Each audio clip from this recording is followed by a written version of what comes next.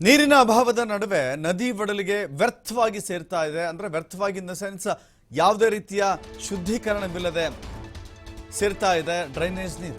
ಹಳೆ ಚಾಳಿ ಮುಂದುವರಿಸ್ತಾ ಇದೆ ಮಹಾನಗರ ಪಾಲಿಕೆ.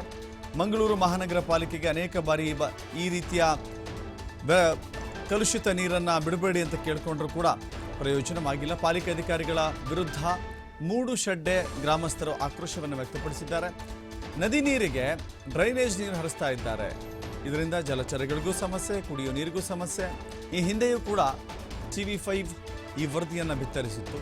ವರದಿಯ ಬೆನ್ನಲ್ಲೇ ಡ್ರೈನೇಜ್ ನೀರು ಸ್ಥಗಿತ ಆಗಿತ್ತು ತಾತ್ಕಾಲಿಕವಾಗಿ. ಆದರೆ ಈಗ ಮತ್ತೆ ಹಳೆ ಚಾಳಿಯನ್ನು ಮುಂದುವರಿಸಿದ್ದಾರೆ.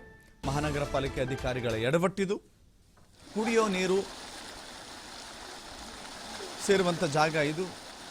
ಇಲ್ಲಿಗೆ ಡ್ರೈನೇಜ್ ನೀರು ಸೇರ್ತಾ ಇದೆ.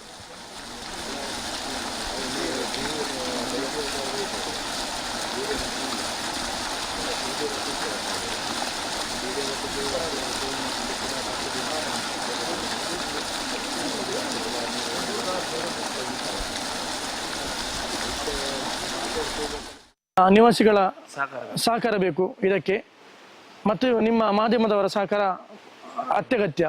ನಿವಾಸಿಗಳ ಸಹಕಾರ ಬೇಕು ಇದಕ್ಕೆ, ಮತ್ತು ನಿಮ್ಮ ಮಾಧ್ಯಮದವರ ಸಹಕಾರ ಅತ್ಯಗತ್ಯ. ನಿವಾಸಿಗಳ ನೋಡ್ತಾ ಇದ್ದೀರಿ ನೀರು ಯಾವ ಪ್ರಮಾಣದಲ್ಲಿ ಕಲುಷಿತಗೊಂಡಿದೆ ಅಂತ ಹೇಳಿ. ಅಲ್ಲಿನ ನೊರೆ ನೋಡಿದ್ರೆ ಅರ್ಥ ಆಗತ್ತೆ ಎಷ್ಟು ಕಲುಷಿತಗೊಂಡಿದೆ ಅಂತ ಹೇಳಿ. ಕುಡಿಯುವ ನೀರಿಗೆ ಇಂಥ ಕಲುಷಿತ ನೀರು ಏನಾದರೂ ಸೇರಿದ್ರೆ, ಮನುಷ್ಯ ಈ ನೀರನ್ನು ಸೇವಿಸಿದ್ರೆ ಖಂಡಿತವಾಗಿಯೂ ಬದುಕುಳಿಲಿಕ್ಕೆ ಚಾನ್ಸೇ ಇಲ್ಲ. ಆತನನ್ನು ಆಸ್ಪತ್ರೆಯಲ್ಲಿ ನೋಡಬೇಕು, ಇಲ್ಲ ಶವಾಗಾರದಲ್ಲಿ ನೋಡಬೇಕು, ಅಂಥ ಸ್ಥಿತಿ ಇದೆ. ಹೀಗೆ ನೋಡಿಯೂ ಕೂಡ ಕಣ್ಣಾರೆ ಇದನ್ನು ಕಂಡರೂ ಕೂಡ ವಿಷವನ್ನು ನೀರಿಗೆ ಹರಿಬಿಡಲಾಗ್ತಾ ಇದೆ. ಕಲುಷಿತ ವಾಟರ್ ಇದು.